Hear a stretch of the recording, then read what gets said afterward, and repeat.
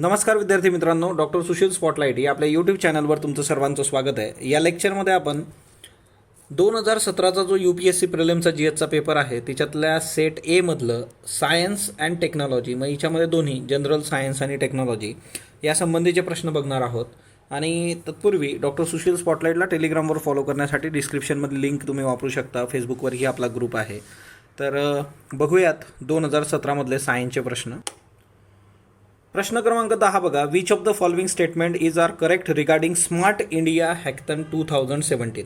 आता हे आपण इयरबुक स्पॉटलाईटमध्ये पण कव्हर केलेलं आहे. स्मार्ट इंडिया हॅकथन 2017बद्दल ते विचारता. It is centrally sponsored scheme for developing every city of our country into smart city. तर खरं तर हे जे आहे, आणि चला दुसरंही स्टेटमेंट वाचून घेऊ आपण.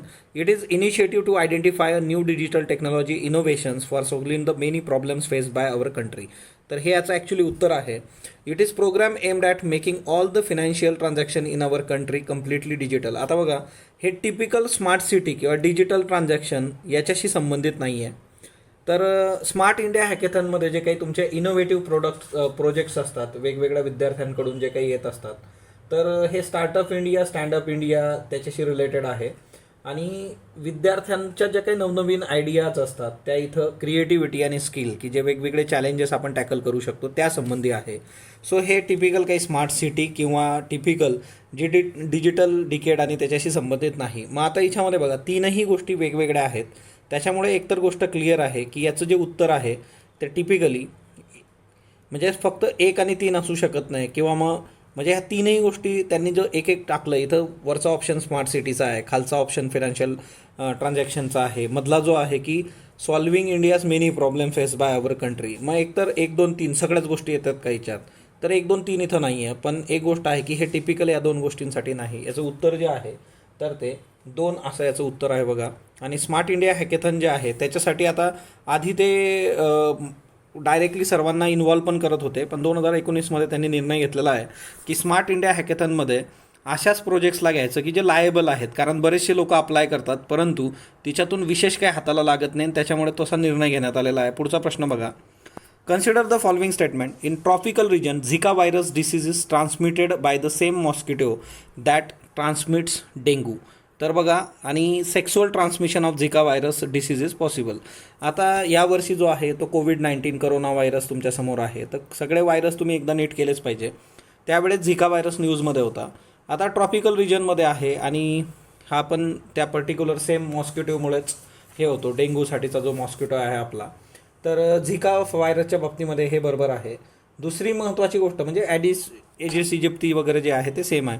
Sexual transmission of Zika virus is disease is possible, तर हेही योग्य आहे. तर सेक्सुअल ट्रान्समिशनसुद्धा याच्यातून होतं. तर दोन्ही स्टेटमेंट जे आहेत ते बरोबर आहेत. सो हा एक महत्त्वाचा एक प्रश्न आहे व्हायरस संबंधीचा. सेम असा प्रश्न 2020मध्ये आपल्याला अपेक्षित आहे. ओके, मग तो वेगवेगळ्या याच्याने येऊ शकतो, तर ती एक बाब लक्षात ठेवा. त्याच्यानंतर आपण व्हायरस जेवढे आहेत किंवा ज्यांचा आउटब्रेक वेगवेगळ्या वर्षांमध्ये झालेला आहे ते सगळे कव्हर केलेले आहेत. तर ते तुम्हाला मिळतील.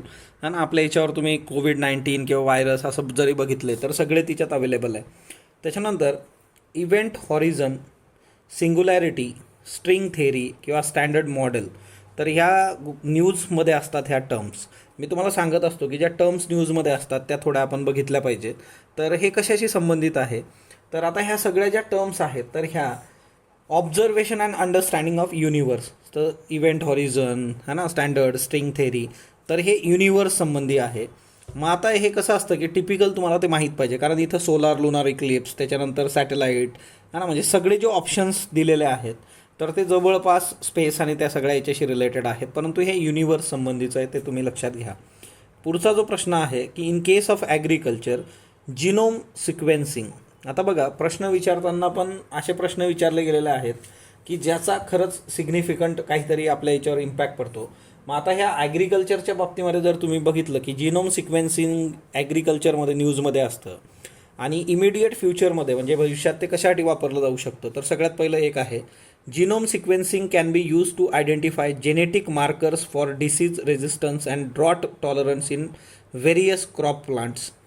This technique helps to reduce the time required to develop new varieties of crop plants and it can be used to decipher the host pathogen relationship in crops.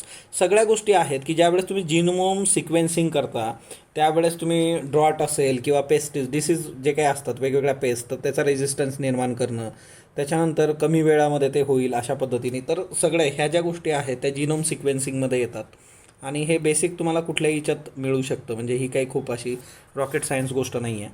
कुठलंही रेग्युलर पुस्तक तुम्ही वापरा, तुम्हाला जीनोम सिक्वेन्सिंग आणि त्याच्यामुळे काय होत असतं किंवा साधं GM प्लांटवर तर रेग्युलर प्रश्न आहे बघा, तर ती एक गोष्ट तुम्ही थोडी लक्षात घेतली पाहिजे. त्याच्यानंतर नेक्स्ट बघूयात की याच्याशी रिलेटेड कुठला प्रश्न आहे. सायन्स अँड टेक्नॉलॉजी, तर हा एक प्रश्न आहे बघा. अशा टाईपचे पण प्रश्न तुम्हाला रेग्युलर्स बघायला मिळतात की कॉमनली यूज किंवा कन्झ्युम मटेरियल, एकीकडं ज्या काही रेग्युलर वापरल्या जाणाऱ्या वस्तू आहेत त्या, आणि unwanted controversial chemical likely to be found in them. आता lipstick, lead, soft drinks, brominated vegetables oil, Chinese fast food, monosodium glutamate. Okay, तर ह्या ह्याच्यात जे आपल्याला त्यांनी विचारलेलं आहे की which pairs are correctly match. Okay, आता ह्या ह्याच्यामध्ये एकतर मोनोसोडियम ग्लुटामेट जे होतं ते न्यूजमध्ये होतं आणि हा सगळ्यात महत्त्वाचा मुद्दा त्यावेळेस होता. मॅगीचा इश्यू झाला होता बघा, तो याच्यामुळेच, ज्याला अजिनोमोटो तुम्ही म्हणता ते मोनोसोडियम ग्लुटामेट आहे. आणि ऑब्वियसली तुम्ही कशातही बघा, लिपस्टिकच्या बाबतीत लीड किंवा सॉफ्ट ड्रिंक्समध्ये ब्रोमिनेटेड व्हेजिटेबल्स ऑइल, तर हे केमिकल्स असतात. आणि जनरल सायन्सची जरी पुस्तकं तुम्ही नीट वाचली तर तिच्यात तुम्हाला हा डेटा मिळतो. पण हे जे होतं हे करंटमधून आलेलं आहे. ओके, हे पुस्तकात मिळेलच असं नाही, पण हा मुद्दा त्यावेळेस खूप गाजला होता. सो ऑब्वियसली है ना, 3 तुमचं उत्तर आहेच. आणि त्याच्यामुळे है ना, सॉफ्ट ड्रिंक्समध्ये पण ब्रोमिनेटेड व्हेजिटेबल ऑइल्स असतात. सो 1, 2, 3 या तिन्ही गोष्टी ह्याच्यात योग्य आहे ना. म्हणजे कंटॅमिनेशन आणि त्या सगळ्या गोष्टी थोडं तुम्ही बघितलं पाहिजे. हा एक प्रश्न आहे बघा इकडं. Organic light emitting diodes OLD LEDs and used to create digital display in many devices. What are the advantages of OLEDs displays over the liquid crystal display? बघा, आता टेक्नॉलॉजी जशी बदलत जाते, म्हणजे जसं बघा आपण एक व्हिडिओ बघितला होता की 4G आणि आपण ॲक्च्युली 5Gचा व्हिडिओ बघितला, तर मग तुम्हाला डिफरन्स आला पाहिजे की 4G आणि 5G मधला, किंवा वायफाय जे आहे त्याच्यानंतर लायफाय आहे. तर हे डिफरन्सेस आपल्याला माहीत पाहिजे की त्याची ॲडव्हान्स टेक्नॉलॉजी. मग इथं तसंच आहे. तर हे जे OLED जे असतात किंवा ज्याला आपण ऑर्गॅनिक लाईट इमिटिंग डायोड्स म्हणतो, तर हे फ्लेक्झिबल असतात. ओके, याचे व्हिडिओज पण आहे. असं जे लिटरली चटई जमा करता तुम्ही तशी ही स्क्रीन होते. रोल अप डिस्प्ले जे आहेत है ना, clothing can be made using transparent display, तर ह्या सगळ्या गोष्टी हिच्यामध्ये येतात. तो OLD जे आहे तर त्याचे हे सगळे बेनिफिट्स आहे आणि त्याच्यामुळे याचं जे उत्तर आहे ते 1, 2, 3 असं आहे. तर हे एक लक्षात ठेवा हा ना. याच्याशी रिलेटेड दुसरा सायन्स अँड टेक्नॉलॉजीशी रिलेटेड कुठला प्रश्न असला तर तो आपण बघूया. तर इथं आहे बघा प्रश्न. In India it is legally mandatory for which of the following to report on cyber security incident. आता बघा, service provider, data centre, body corporate, प्रत्येकासाठी हे असणारच आहे बघा. सायबर सिक्युरिटीच्या बाबतीमध्ये गोष्टी फार क्लिअर आहेत. असं कुणाला सूट दिली जाणार नाही की उद्या तुमच्याकडे काहीतरी इश्यू होतो आहे आणि तुम्ही तो नाही जरी त्याचं रिपोर्ट केलं सायबर सिक्युरिटीला तरी चालेल, तर असं होऊच शकत नाही. तर ह्या सगळ्या ज्या सर्व्हिस प्रोव्हायडर्स असतील, त्याच्यानंतर डेटा आणि त्याच्यानंतर बॉडी कॉर्पोरेट्स, या सर्वांचा याच्यामध्ये रोल आहे आणि त्या सगळ्या गोष्टी आपण लक्षात घेणं गरजेचं आहे. त्याच्यानंतर आता हा जो प्रश्न आहे बघा, what is the purpose of evolved laser interfero space antenna, eLISA. Okay, आता एलिसा जे आहे तर ते टू डिटेक्ट ग्रॅव्हिटेशनल वेव्स, करंटमधून आलेलं आहे. ग्रॅव्हिटेशनल वेव्स आता पण न्यूजमध्ये आहेत, त्याच्यावर प्रश्न विचारला जाऊ शकतो. आणि ग्रॅव्हिटेशनल न्यूज हिच्यावर प्रश्न येणं खरं अपेक्षित आहे आपल्याला. तर 3च याचे हे जे आहेत, म्हणजे भारतामध्ये जे आहे हिंगोली, तर तेही आपण बघितलं आहे. सो एलिसा जे आहे, evolve laser interfero space antenna, it is gravitational wave detection.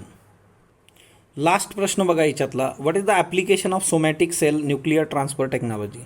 आता सोमॅटिक सेलचा काय फायदा असतो की प्रोडक्शन ऑफ बोलॅरवेसाइड्स, manufacturing of biodegradable plastics, reproductive cloning of animals and production of organic free diseases, organisms free of diseases.